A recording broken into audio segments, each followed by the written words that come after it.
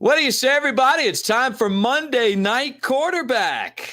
Yes, it is. Here on the Bama Insider YouTube channel, we're going to talk about the Crimson Tide for the next 45 minutes. We got Jimmy Stein, who will join us on the show. We've got Joseph Hastings with a lot of breaking Alabama recruiting news. We got Clint Lamb, but before those guys are on here and you see Clint on the screen, make sure you like and subscribe. Give us a thumbs up as you hang out with us here on the Bama Insider YouTube channel. Hit the bell. That way when we go live, you get a notification and you'll know that. And you need to subscribe because we're trying to build this channel up to the same size as Bryant-Denny Stadium, right? So we need over 100,000 subscribers to get there. We're on our way. You guys are making it happen. Thank you so much.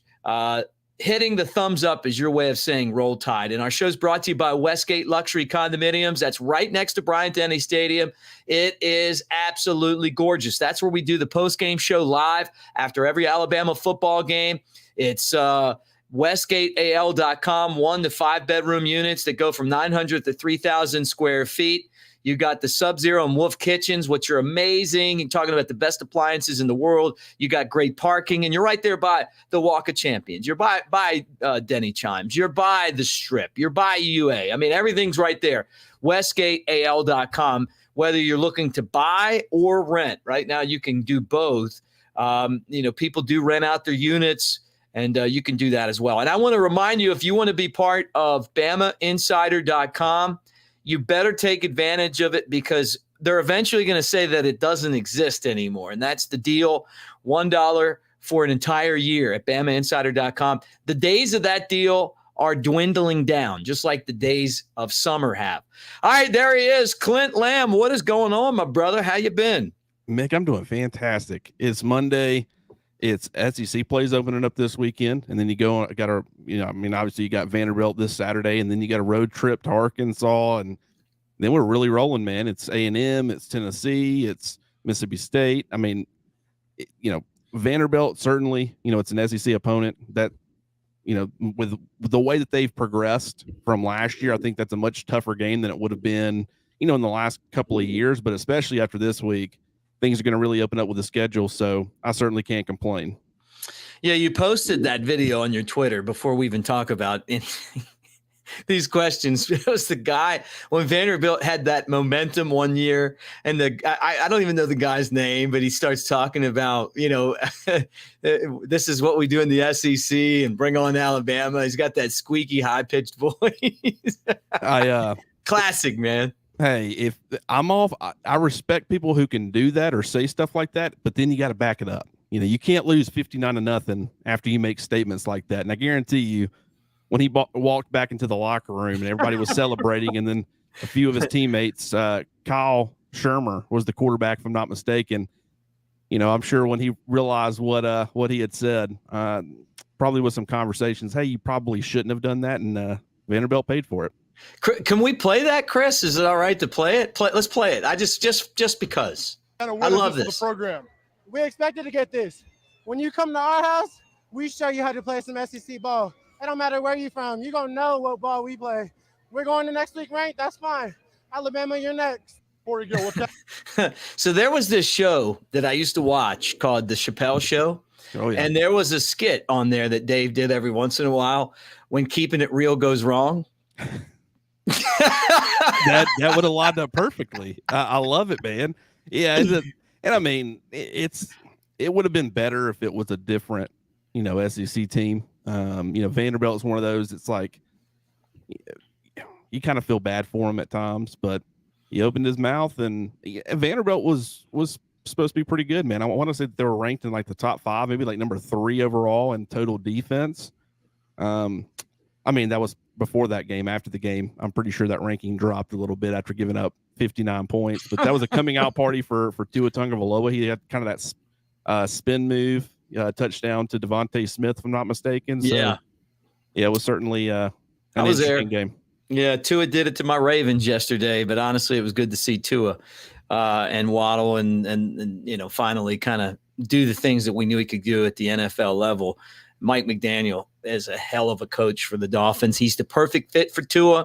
I'm a Ravens fan, but I'm going to be pulling for the Dolphins this year just because of the Alabama connections. But all right, let's talk about Alabama's 63-7 win over ULM. No billboards on the interstate after this game. No. Interesting game, right? I mean, I would probably say there's only so much that you can take away from this sort of game, right? Because we thought Alabama was heading in the right direction with a lot of positions and spots, especially at receiver. And then you see them against Texas in week 2, and you realize, okay, maybe these positions haven't quite been figured out as well as we thought. At corner, that was another one. So, there's only so much that you can take away from it. But I will say, for me, if you're talking about biggest takeaways, number one, it would be that Tyler Booker is very much in the competition at one of the 2 guard spots, either one. And I did find it interesting that you had Emil Ikior Jr., who started at right guard. You had Javian Cohen, who started at left guard.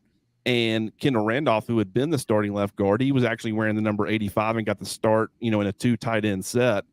And he's going to be playing a lot of tight end moving forward. He's not permanently going to be there necessarily. He also wore number 60 at the end of the game, switched jerseys, and played some right tackle down the stretch. But I thought it was interesting that it seems like that experiment at left guard, at least for now, is no longer a thing. So it's Javian Cohen who's starting, but they put, Tyler Booker into the game fairly early. And we had heard before, I think on Friday night, I had spoke to someone who told me that the coaching staff wanted to see Tyler Booker get some run with the first team offense to see how he did. That they said that he would not start, which he didn't, but they said he was going to get quite a bit of playing time. And I thought he looked good. But what I found also, one of the things that I found interesting was the fact that he was playing left guard. He had come in for Javian Cohen, and then Cohen comes back in. Tyler Booker kicks over to right guard, and they take Emil Ikior Jr. out. So even though Emil Ikior has been, a starter for the last, few years, it looks like that his job's not exactly safe either. Either one of those 2 guys could end up getting replaced by Tyler Booker. So I thought that was interesting on defense. He hadn't completely locked it up yet, but I want to say Tyrion Arnold is fairly close to locking up a starting job opposite Kool-Aid McKinstry at corner. I thought he played great from a technique standpoint, was getting his head around much, playing with a lot more confidence. That's certainly something to monitor. And then probably just from the offensive standpoint as a whole, Mick, I don't know about you, but are you concerned about the fact that this Alabama offense, last year there were times where they would randomly have long spurts without having a lot of success. And when things are on, things are going extremely well. But against ULM, a defense that really shouldn't have presented those problems, you had Alabama going long stretches or long periods of time without having offensive success. Is that concerning to you? Look, that's a great question. I am concerned. I mean, to be honest with you, even though it was a 63-7 win, it just didn't feel like you said, it just didn't feel like a dominating Alabama type of win. It was a win where they scored with, on the special teams and the kicks and all that. And they were a much, much, much more talented team. But I am concerned. I'm concerned about this team's ability to drive the ball down the field and, have to go 10 or 15 plays to score as compared to, explosive plays where they score, where they just out athlete people. That's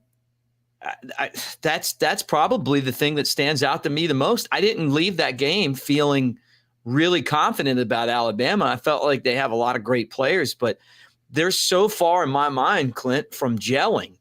And the offense just doesn't have it yet. The offense is the more concerning side of the football. And everybody wants to talk about the defense and the fact that, we thought it was going to be a historically good unit. It has been, really good. I don't think the pass rush and all that has been quite as good as maybe we had hoped or thought, but I do think that it's been a lot more effective than people realize. But the offensive side of the football, it just seems like, a guy like Bryce Young, and here's something that people need to understand about your superstars. Bryce Young, Will Anderson on defense, and a lot of other guys. Teams have now had an entire offseason of studying Bryce Young's game tape. They know what he does well. They know what he likes to do in certain situations, and they found ways to combat that. We've seen it with a lot of quarterbacks. Trevor Lawrence, his last year at Clemson, was not nearly as good as the year before. That we've seen it with a ton. And the reason being is that teams learn how to stop them or how to limit what they like to do. And sometimes, on the NFL level, when that happens, they call it the sophomore slump a lot. The really good quarterbacks are the ones who can adjust to that, find new ways to, threaten defenses, and they continue to be very successful quarterbacks. But sometimes it takes a little bit of time. Quarterbacks like Cam Newton, he had the one great year at Auburn. He's gone to the NFL. Joe Burrow, by the time he was Joe Burrow, the one that we had seen and come to know, his last year at LSU, he was that guy for 1 year, moved on to the NFL. They didn't have to, allow defenses or give defenses the opportunity to learn, what it is that they like to do and things like that. A guy like Bryce Young, teams are playing him a little bit differently, and I think he's kind of struggling through it. And the fact that they have some limitations at wide receiver, that's causing some concern. But I think as we continue on through the season, and by the way, this is the same thing for Will Anderson Jr. on defense as well. Teams are throwing a lot at him, trying to do whatever they can to limit what he's able, the impact that he has on the football game. Mm-hmm. I think that as the season continues, you'll see both those guys continue to get better as they adjust. It's just going to take a little bit of time. Yeah, look, I mean, when you're the focus of conversation, in every single locker room, like you mentioned, I mean, you're going to be dealing with stuff that's going to be a little bit different than last year. But I think the other thing on offense, especially, is not having that, that deep threat, that go-to guy is hurting Alabama right now. And I still don't feel like, and that kind of moves me into the next thing I wanted to talk about. Guys, as you hang out with us here on the Bama Insider YouTube channel, like, subscribe, give us a thumbs up. All you guys in the comment section, hey, great, Roll Tide, good to see you, Easy Money and Jersey Dolphins, and any of you guys. I love all of you, and thank you for being here and talking with us. Tide guy in there as well. All right, yeah, wide receiver and O-line are the things that stick out to me the most. You talked about the O-line and wide receiver. I just don't feel like there's a go-to guy. I don't think there's like a number one guy yet. And that to me is concerning at this point. There hadn't been a lot of explosive plays downfield. And I think part of that is due to how defenses are scheming against Alabama's offense and what they're presenting with two high safeties and things like that. That's not going to present a lot of opportunities to take those downfield shots. But at the same time, you certainly aren't going to be able to do it when you don't have a Jameson Williams type of presence. That was a guy who you could try to scheme against him all you wanted to. He was still going to find a way to beat you deep. And that's what made him such a dynamic threat. And that's also what made him such a valuable commodity for the NFL is the fact that he can do that. And, Alabama's missing that, but they're also missing a guy, if you look at those, especially the two passes to Jermaine Burton that were just slightly overthrown, the way that I've described it to people, it feels like he's throwing the football to Jameson Williams, not Jermaine Burton. And he's still taking some time to adjust to the, a guy who doesn't run that 4.2, 4.2, 540. He's adjusted to a guy who probably runs around a 4.4, maybe a little bit faster than that, but I would doubt it. I would probably guess that Jermaine Burton would be around that 4.37, 4.4 max, kind of thing. Right. And I think that's going to take some time. I think Tyler Harrell will certainly help once he's able to get back, as long as he's learned the playbook and he kind of knows what's, needed, even if it's in a limited role, just pressing defenses vertically. I think that's going to benefit Alabama's offense. But there hadn't been this guy, Jermaine Burton, to me, he hadn't emerged as this, target hog, John Mechie type of presence for Alabama's offense. And part of that is, people's got to realize, John Mechie had that Jameson Williams that was commanding so much attention from defenses. Right now, Jermaine Burton didn't have that guy to kind of complement him and help him out. And I think that's something that Alabama needs to, target and try to figure out how they're going to get that remedied. You've got some true freshmen. I thought it was interesting. Kobe Prentice, a lot of run in the first couple of games, kind of took a step back. As far as his usage is concerned this week against ULM, I don't know what that's, can be attributed to. But we did see a lot more Isaiah Bond, who can be that vertical threat. We saw him early. Didn't see any targets or any catches or anything like that, but he was on the field. We'll see what that turns into down the road. But, yeah, the wide receiver is a very interesting position for Alabama. And I think that, when you get Tyler Harrell back, you get JoJo Earl back, who can be that veteran slot presence. I think that's certainly going to help. But we'll have to see how things continue to transpire as the season carries on. I can't thank you enough, Tide Guy, for the $50 super chat, man. Thank you so much. Roll Tide to you. And you bring up a great point. We don't have JoJo Earl, and eventually we will. I think he could be back, Clint, by the Arkansas game? And what are you hearing about Harrell? Yeah, the Arkansas game is probably the earliest. I'm thinking probably Texas A&M is more realistic, but either one, Harrell, kind of same thing. And you could get one back a little earlier than the other one. But I would say that both of them should be back by the middle part of October, if I had to guess. Now, when I say back, I don't mean back at full speed and being full go and being completely integrated into the offense. I'm saying they're going to be back on the football field practicing and doing a lot of those things. So we'll kind of have to see how that ends up working out. But those are two skill sets that would be very useful for Alabama right now. Providing Bryce Young with a reliable guy who can create yardage after the catch. JoJo Earl doesn't always, catch the football, but when he does, he's a dynamic presence with the football in his hands. That can help out Bryce Young on the short to intermediate stuff. A guy like Tyler Harrell can win vertically for you and threaten defenses that way. That's going to make defenses play Alabama's offense completely different than you've seen through these first 3 weeks. So that's going to be helpful. So both of those two guys are going to make a huge impact, as they return. Again, thank you for the super chat, Tide Guy. All right, let's switch gears here and let's talk about Will Anderson Jr. Is he living up to the hype? He came in, a favorite, one of the favorites to win the Heisman. And, we all the penalties down in Texas, did have the big sack, had a touchdown this week.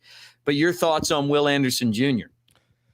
Well, it's like I said with Bryce Young, and Will Anderson Jr. is going into his third year as a starter. So defense has had a lot of tape to look at him, on from 2020. But I think last year, and just becoming the player that he did, opposing offenses and offensive coordinators and coaching staffs and stuff, they have a much better idea of who he is as a player and what they can try to do to slow him down or stop him. And I think that they're doing that fairly effectively. And I don't mean in the sense of he's not playing as well and they're having success and, things like that. I just think they're playing Alabama's defense differently in general, right? I mean, you're getting a lot of double teams with Will Anderson Jr. You're getting a lot of quick passes, getting the football out of the quarterback's hands. That limits the impact of a dynamic pass rush. You're getting screens. Texas through at least one screen, right as, Will Anderson was able to get pressure on the quarterback, immediately hits him with a screen right behind him. They're using running backs on the backside, to prevent him from, doing what he does so well, which is that backside pursuit. You're seeing a lot of running backs stay back and kind of prevent him from being that guy who makes the play. That's certainly contributing to, his impact. They're just doing so many different things to limit his impact on the game.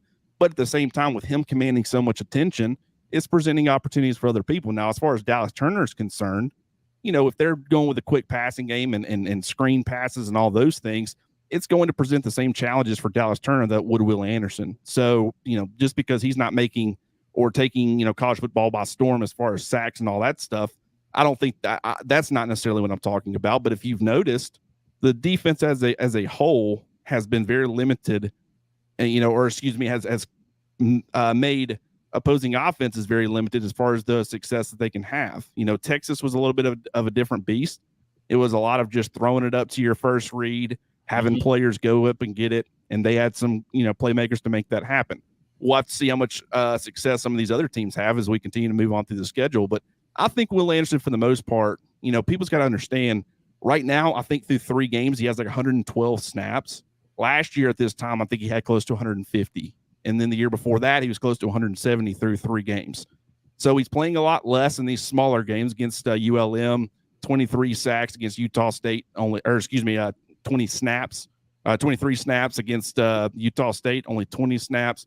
So, the usage there in some of these early games with, the lesser opponents, he's not playing as much, and that's going to limit the amount he's able to have an impact on the football game. But we'll continue to see how things transpire as the season goes on. We'll have a healthy Will Anderson when we get into some of these big matchups. All right, before we go to Joseph Hastings and talk about everything going on with Alabama recruiting, which is red hot right now, just quickly give me someone, maybe a player or two, that got a chance in that game on Saturday that you were impressed with that we wouldn't see had it not been a blowout.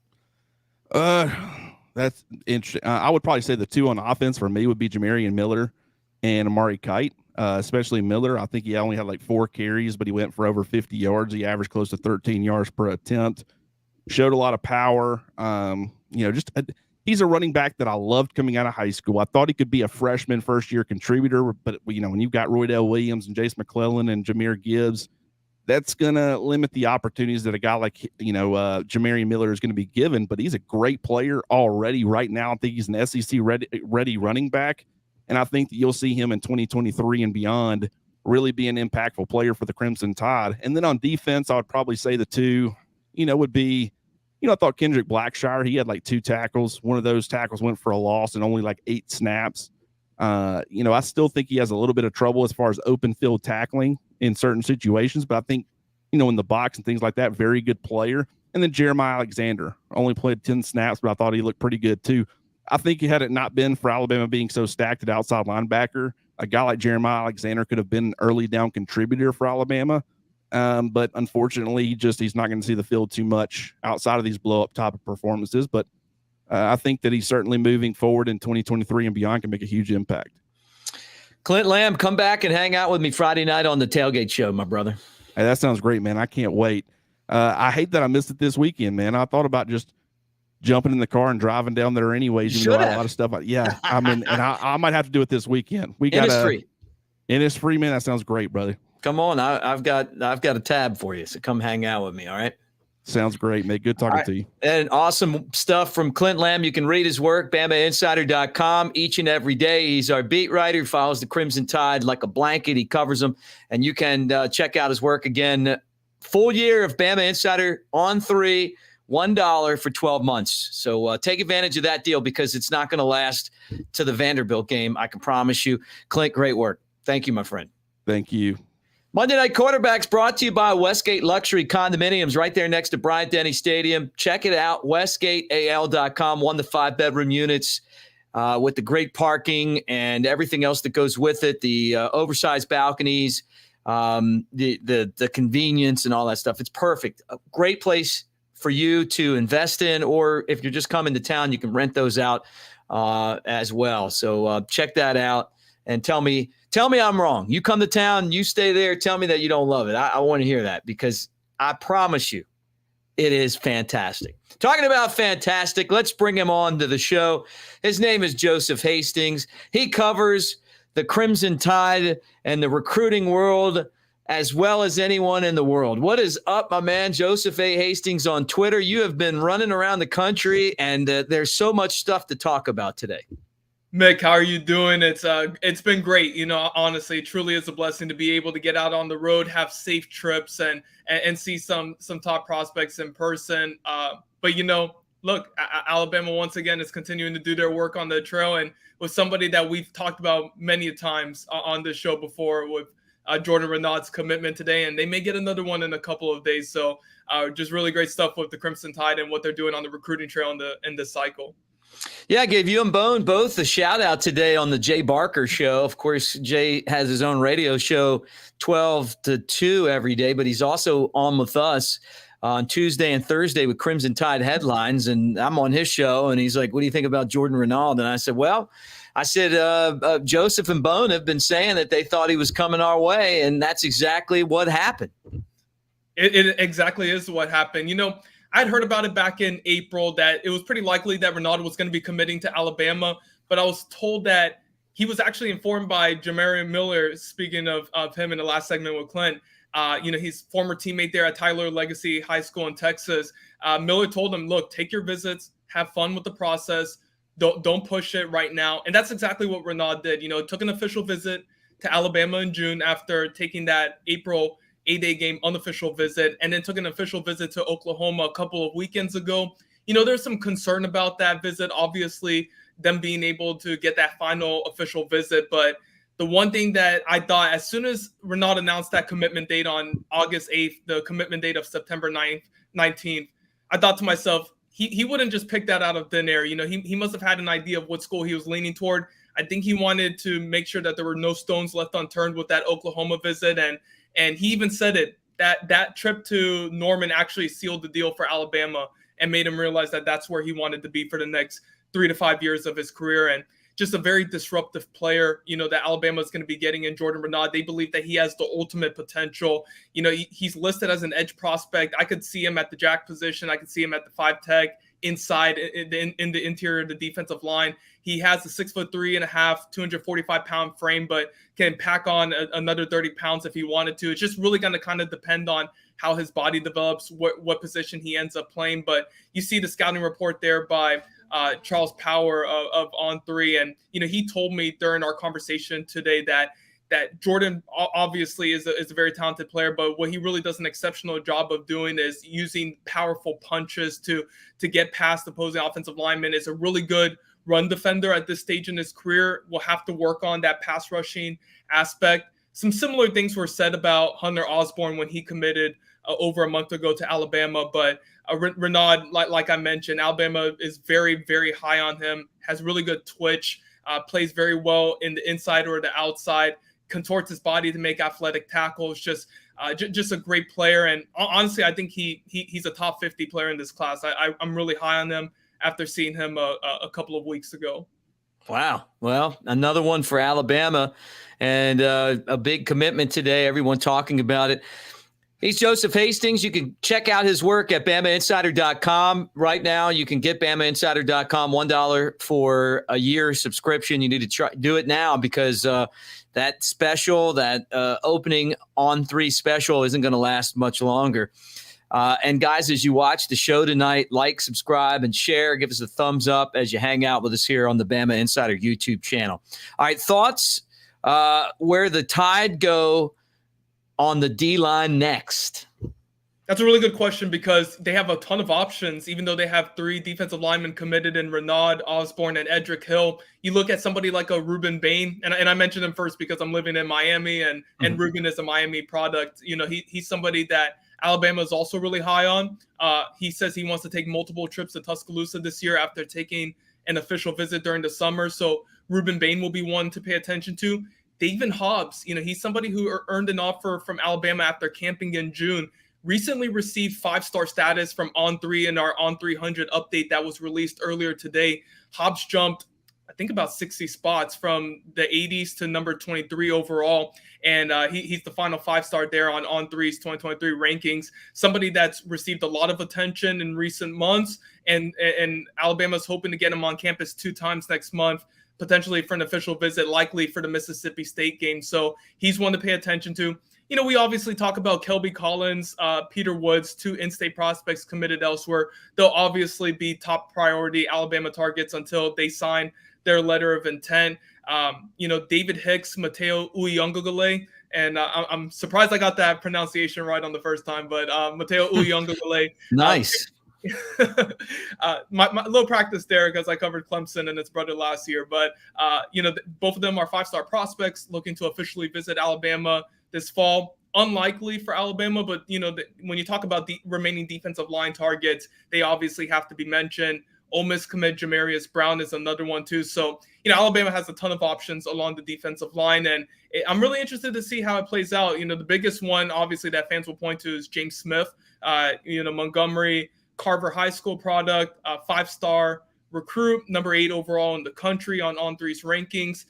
They'd love to get him because if you get James Smith, not only are you getting a disruptive player in the trenches, you're also getting Quay Rousseau, his teammate there at Carver High School. So, just looking at those defensive line options, it can go a myriad of ways. I truly believe that what Charles Power told me during our conversation about Renaud, that Alabama is potentially going to have the best defensive line class when it's all said and done. And, Wow. and that would be incredible, especially if they miss out on Collins and Woods when it's all said and done. Yeah, that's crazy. Without Peter Woods, still the best defensive class in the country.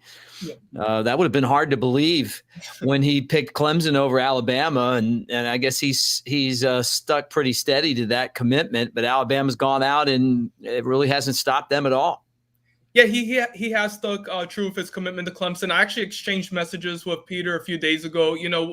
I visited him a few times this year, and I've been able to form a good relationship with him and his father. He informed me that there's no visit set up to Alabama at this time. Obviously, Clemson has the no visit policy. That's something that wouldn't be allowed.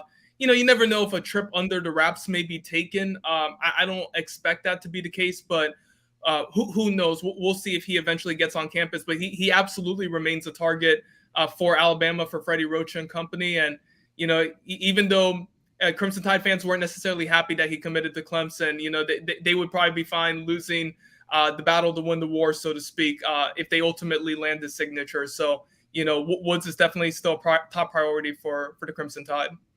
He's Joseph Hastings. I'm Mick Gillispie. This is Monday Night Quarterback. Jimmy Stein coming up next as we talk about the Crimson Tide. Obviously, I'm not in my normal studio today. That's why I look so virtual right now. But you know what? It's still great to talk to you guys here on a Monday night. Like, subscribe, give us a thumbs up as you hang out with us and we talk Alabama. The thumbs up is your way of saying Roll Tide to us wherever you might be watching our show tonight. Hit the bell just so that you know when we go live, that we're live. You get a notification when you do that. And our show's brought to you by Westgate Luxury Condominiums right there next to Bryant-Denny Stadium. All right, Joseph, we've talked about the big commitment. We talked about this defensive line class, which is becoming a beast. What's the latest on Jalen Hale? Jalen Hale going to be committing on Wednesday. He has the top 4 of Alabama, Georgia, Texas, and Texas A&M. Top 10 wide receiver on the On3 consensus. I believe that his ranking still holds on that even after the new update. So an elite prospect that Alabama is after. I got to see him and Renaud a couple of weeks ago on September 9th. We talked about it after my trip. I didn't get to see as much of Hale just because of, the priorities that were for Longview during that game in which, Longview got off to a 69-0 win there. So I didn't get to see much of him and what he was able to do, but, he's a very talented prospect. He's listed at 6'1.5". I think he's more so 6'2".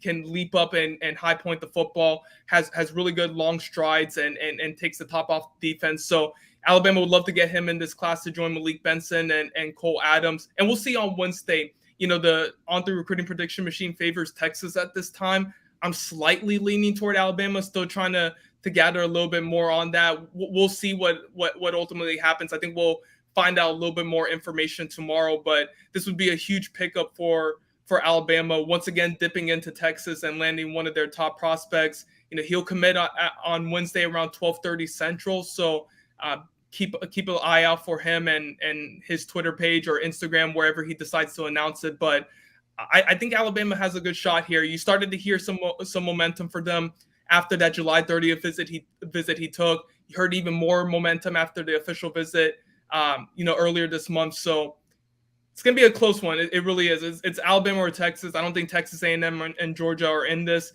It's going to be a tough battle, but we'll find out a little bit more tomorrow. I'm slightly leaning toward Alabama tonight, though. Great comment from Rick Knight there. This Joseph Hastings guy is awesome. They got him teamed up with Andrew Bone. Hey, look, I'm telling you right now, the combo of Joseph and Bone have been absolutely killing it. And we appreciate you guys both. And we want to remind everyone to swing over to BamaInsider.com and take advantage of this deal before it's over. $1 for an entire year of Bama on 3. So please just trust me, you're going to love it. And if you don't have it for a year, then don't renew it. But take my word, the message board's great. All the recruiting nuggets that these guys throw out there.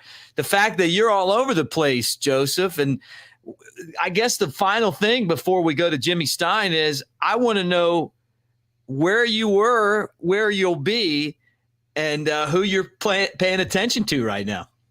Yeah, so last week I was able to see 5-star plus cornerback Cormani McClain. I was able to see 2023 wide receiver target Jaron Hamilton, and also 5-star edge Damon Wilson. So, a little bit busy on the road there following the trip to Texas. So I'm going to give myself a little bit of a light week here and go see Ruben Bain 20 minutes away from me. One of Alabama's top targets, as I mentioned, along the defensive line. So I'm really interested to see how he performs. If you remember, he had a 3-sack game against IMG Academy to start the season. I saw him in practice a couple of weeks before that, and he's just very dominant. He's another one who can play inside or outside, just very, very powerful in the trenches and is able to move those O-linemen at will. So I can't wait to see him, and I'm also looking forward to seeing what he has to say about Alabama and whether he has any trips locked in, if he's going to be taking any more official visits.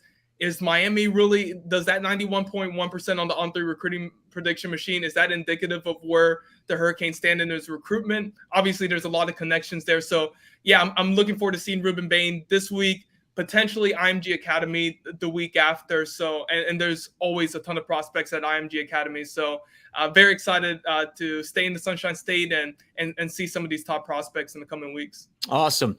All right, Jimmy, before we bring on Jimmy Stein, tell everyone where they can catch up with you and where they can read your work and what you're going to be working on next that people can read at Joseph A. Hastings on Twitter or BamaInsider.com. Yeah, so at Joseph A. Hastings on Twitter, you can DM me. I do answer DMs. I'm not one of those people who's, too big for DMs or whatever like that. If You're not there yet. You're not there yet. You will be one day, but right now you'll answer them. Yeah, I will. Any questions you all have, just shoot them to me, or better yet, go on the Bama Insider Talk of Champions message board. Ask us questions there. Andrew Bone and I run weekly roundtables on Wednesdays. May not be the case this week just because of Hale's commitment, but that opens up the forum for you all to talk to us, and we enjoy those conversations a lot. We really love talking with you guys and being able to, whether it's Alabama football recruiting, the Alabama football team, basketball, or just life in general. I had a post about Nickelback the other day, and so we dive into the pop culture stuff too. We'd love for you all to join, and like Mick said, just $1 for a year. It honestly cannot get better than that. So we'd love for you all to be a part of it. So what was your take on Nickelback? I got to hear this. They're overhated, absolutely overhated. I was playing Rockstar Far Away Photograph, and I was just thinking, look, they don't have the greatest, discography or whatever, but they have a few top songs that I think they're overhated. I think people just they saw one person do it, and then they latched onto that person, and they just kept it going. It became a bandwagon. Nickelback is incredible. I like them. Yeah, me too. That song Rockstar reminds me of Chris Daughtry, our producer. Like when every time I see the video, I'm like, there he is right there. Hey, great stuff, Joseph. Thank you, man. And let's do it again next Monday night. Absolutely. Looking forward to it, Mick. Rising star in the business right there, Joseph Hastings, and he joins us on Monday Night QB every single Monday. Before we get to Jimmy Stein, let me tell you guys that the show's brought to you by Westgate Luxury Condominiums. It's right there next to Bryant-Denny Stadium, 1 to 5 bedroom units that go from 900 to 3,000 square feet. You got the subwoof and the Sub-Zero and Wolf kitchens, which are amazing. And you've got the amazing parking and the oversized balconies. The units themselves are just beautiful. And it's just great real estate right there next to the stadium. It's always going to be a prime spot. You're next to Bryant-Denny. You're next to the Walk of Champions. You're right there by the Strip. You're by Denny Chimes. You're by campus. Everything that you want to do in Tuscaloosa is right there at Westgate Condominiums. And check it out for yourself, westgateal.com.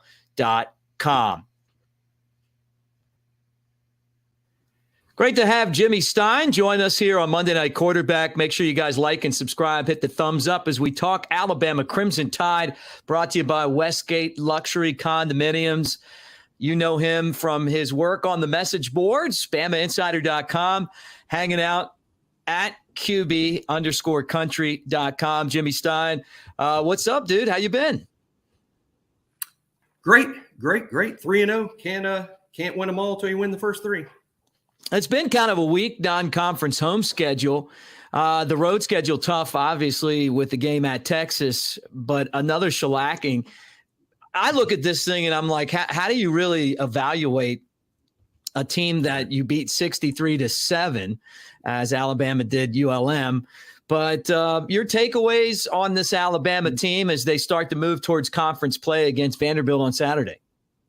Yeah, right, Mick. That is a difficult question. How do you evaluate whether your team is improving when you're playing someone that you out-athlete to the extent that Alabama out-athletes Monroe? But what you look for, Mick, is exactly what happened, right? I mean, you should beat Monroe pretty badly. It shouldn't be close. You should have a lot of highlight plays on offense, defense, and special teams. And Alabama did. Texas played this team. We know Texas is pretty good. Texas played this team. Alabama outperformed Texas, in terms of the numbers that Texas put up against Monroe on offense and defense and special teams. So those are all good signs. The fact that Alabama did exactly as they were supposed to, as a matter of fact, Alabama covered the really large Vegas line on the game. So I think Alabama played well and did exactly what they're expected to do. Now, has Alabama improved? Well, Mick, we might not know until that trip to Fayetteville in 2 weeks. Yeah, good point. Guys, as you hang out with us, like, subscribe, give us a thumbs up here on the Bama Insider YouTube channel. Also, hit the bell so you know when we're live. And always great hanging out with you guys on the message board. Keep those comments coming as we talk here Monday night with Jimmy Stein like we do every Monday. All right, so this Alabama team, and I guess when you win 63-7, I mean, it's hard to pose this question, but then against Texas and then against Auburn last year and Florida on the road. And, you know, Nick Saban's comments last week about this team on the road. Do they have a killer instinct, this Alabama club? It's a good question. You know, I wouldn't really question it myself, but even the head man is to a degree, right? I mean, his comments about Alabama's road issues. And he said, you know, we used to have some hateful competitors around here. I think he said, you know, they used to not just get mad at the other team. They would go on the road and get mad at the 100,000 fans in the stands. And that's kind of how they played. And he feels that's missing. What I found really interesting, Mick, is that Coach Saban would say something like that. And Alabama's not playing Arkansas on the road this week. They're not playing LSU or Ole Miss or Tennessee on the road yet. Actually, the next game, which is always his focus, is another home game against someone that Alabama will be favored to beat by multiple touchdowns. But he's already bringing it up because his concern is my concern, which is that in the last 5 true road games, Alabama has played very poorly, or at least somewhat poorly, in 4 of those 5 games. Now, most of those have been wins. There's only been 1 loss, and that was the A&M loss a year ago. But Alabama just hasn't played well on the road, and it's something that we'll talk about, I'm sure, incessantly on the Talk of Champions message board leading up to that Arkansas game. But first things first, and that's dissecting what happened against Monroe, improving, and then playing what amounts to probably the best Vanderbilt team in several seasons. Yeah, and let's go there. Let's talk about this. Alabama against Vanderbilt. Over the years, this hasn't been as easy of a win as you would expect. You know, Vanderbilt, I don't know why, Jimmy. You've been around for a long time. I've been around for a long time. Vanderbilt seems to give Alabama a hard time. Every now and then. I mean, I remember, and I'm sure you do too, Mick. I was a pretty small kid then, but Alabama lost to Vanderbilt. I think it was 1984. Lost to Vanderbilt. And there hadn't been, many losses, but there have been some tough games. I remember 89, Alabama won the SEC, barely beat Vanderbilt in Nashville that year.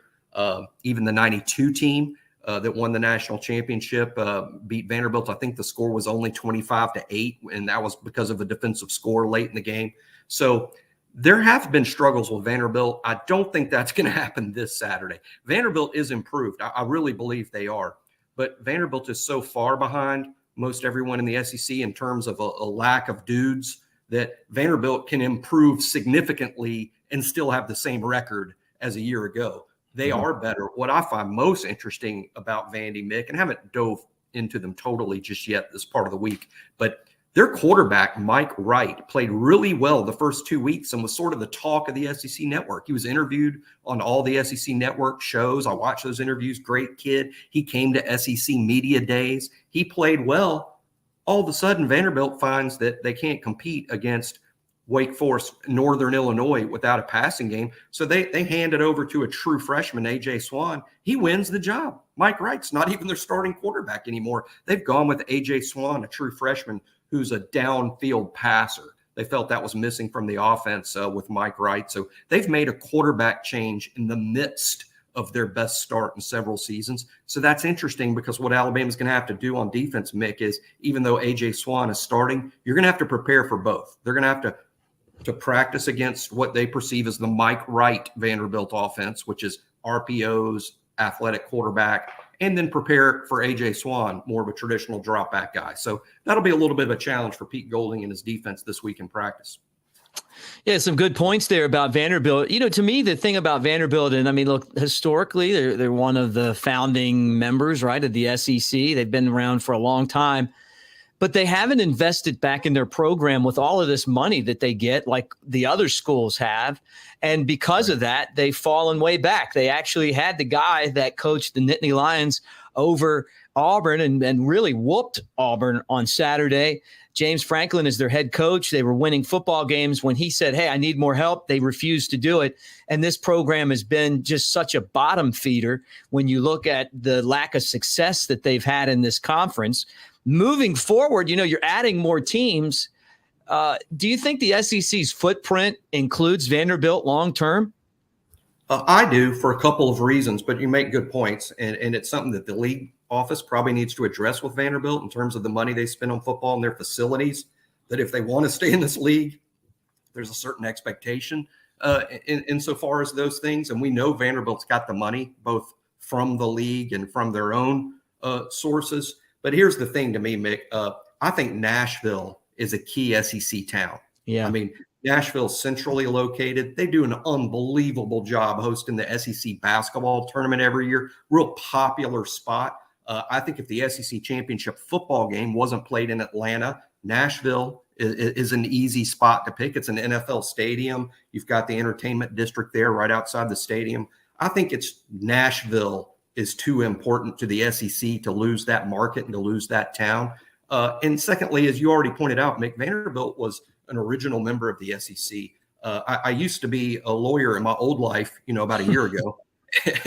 And I'm guessing without knowing, contractually, it's probably going to be very difficult to dump a team out of the SEC. There would be a massive lawsuit because Vanderbilt plans to have that SEC money every year. And what did they do to get kicked out? So it would be messy legally, but I don't think it would ever really happen. I wish Vanderbilt would put more of an effort into football because I actually believe they could be really good. James Franklin did an excellent job there. Won games, beat Tennessee consistently during that period of time. He did a good job. He showed that something could be done there. But when you combine Nashville's location, it's a growing market. People in Nashville would rally around a winner in Vanderbilt. I think they're actually a sleeping giant. Their academics are a selling point, Mick. I mean, it's a selling point. I mean, they've got one thing that no one else in the league has. And we've seen Stanford win. We've seen Northwestern win. We've seen Duke win on occasion. I think Vanderbilt is not the worst job in this league, actually. I just think that they put out the least effort in building a championship football team. But I think some pieces are there. And if they ever really committed to it, they could probably build something pretty good up there. So you're saying that Mississippi State or Missouri is the worst job in the league? Which one? I hate to say this because I really like Mississippi State. I do. I mean, I've got family that likes State, but that's the hardest place to recruit to. Mm-hmm. I think that's the hardest. I mean, Mississippi divides up their state, right, between Ole Miss, Mississippi State. They've even got other schools like Southern Miss down, and plus you got Alabama poaching them from the east and LSU poaching them from the south. And Mississippi State's got to share that state with Ole Miss, who is historically a stronger football program. I think Mississippi State might be the toughest job in this league, but they commit to football. They don't have the academic standards that Vanderbilt does, and it's easier to win at Mississippi State than it is at Vanderbilt under the current situation. But I think in terms of what naturally would be the hardest place to recruit to in the league, I would think it's Starkville. But what many coaches have done there is really impressive. Couldn't agree more. I think you nailed it on that one. Guys, as you hang out with us here on the Bama Insider YouTube channel for Monday Night Quarterback, don't forget it's brought to you by Westgate Luxury Condominiums. Find out more at westgateal.com. And don't forget, you're not going to have this offer much longer. At some point this week, it's going to be gone. Get a full year of Bama Insider on 3 for $1 for an entire year for $1. That's $1 for 12 months. You better take advantage of it now because it's going and it's soon to be gone. All right, last question for you, Jimmy. Georgia's now number one in both polls, but has Georgia passed Alabama as top dogs in the SEC? Yes and no. I think for 2022, if they were stupid enough to give me a vote in the AP poll or the coaches poll, I'm not sure how I would get a vote in the coaches poll, but if they did give me one, I would vote for Georgia number one. I think Georgia is the most deserving team of a number one ranking in the 2022 season thus far, and I would rank the Bulldogs number one. Now, if they passed Alabama as the best program in the SEC, I think there's too small of a sample size. Let's remember, the last two times these teams have played, Alabama won one, Georgia won one. The last three times they've played, Alabama has won two and Georgia's won one. I'm not ready to pass the torch from Nick Saban to Kirby Smart anytime yet. They have one national title. I mean, we could start, adding those things up.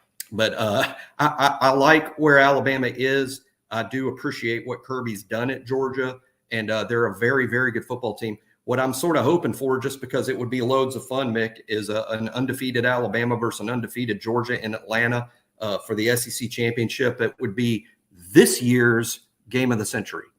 Yeah, look, I mean, Alabama to be undefeated is going to have to go through a gauntlet, though. Georgia's schedule not nearly as tough as Alabama's is on the road. You know, you're talking about playing at Arkansas, who's proved to be a really good team, Tennessee. At Tennessee, they're a good team, and they're right outside of the top 10. At LSU, you saw what they did in the fourth quarter to Mississippi State. They always give Alabama a tough time. Then you got to go at Ole Miss, and then, the Iron Bowl, and then obviously you would have the SEC championship game. But, yeah, look, if Alabama gets to that point undefeated, that would be something. And then Georgia has just crushed everyone that they've played so far this season. Jimmy, anything that you're working on that folks should check out, and where can they do it? Yeah, on the Talk of Champions message board. Hey, one thing I'm doing tomorrow that was really popular last week, I didn't plan to make it a weekly thing, but due to popular demand, I will. And that's I will rewatch the Louisiana Monroe game, basically post my thoughts on a possession by possession. I don't do it all at once in one big thing. It's multiple posts. After I watch a possession, I'll make some notes, post about it, then go watch another possession and sort of keep a thread going all day. Did it last week with Texas. It was really popular, and the subscriber said, "Jimmy, do you please do this again?" And hey, I'll do an encore. I mean, I'm a sucker for that. They make requests. I'm going to do it. So I'm going to work on that tomorrow.